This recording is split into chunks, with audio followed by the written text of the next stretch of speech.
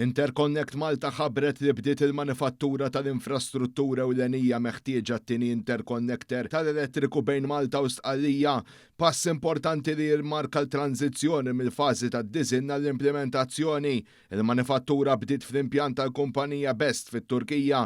Il-kuntratt li jiswa 20.2 miljun euro qed jitwettaq minn AG Installations f'kollaborazzjoni ma' Best. Il-kap eżekuttiv ta' Interconnect Malta Ismail D'Amato spjega aktar dwar dan. L-implementazzjoni ta' tin interconnector laħaq tragward ieħor hekk kif beda x-xogħol tal-manifattura ta' żewġ reactors u transformer ġewwa Turkija.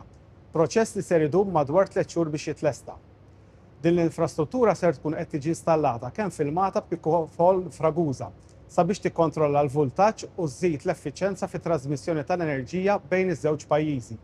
Il-Ministru għall-Enerġija Mirjam Dalli qalet li dan il-proġett huwa parti mill-istrateġija fit-tul tal-Gvern biex jissaħħaħ in-netwerk tal-elettriku. Fil-fatt dan huwa pass ieħor importanti fil-viżjoni tagħna fejn tidħol is-sigurtà tal-enerġija.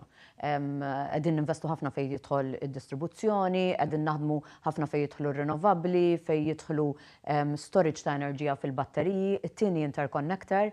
Dan huwa kollu parti mill-viżjoni tagħna biex ikollna enerġija iktar b'saħħitha, iktar reżiljenti mhux biss għall-ħtiġijiet tal-lum, imma anki għall-ħtiġijiet tal-futur. Xogħol li mhux biss qed jiġi rikonoxxut f'pajjiżna, ma anki ġie rikonoxxut internazzjonalment riċenti mill-IMF.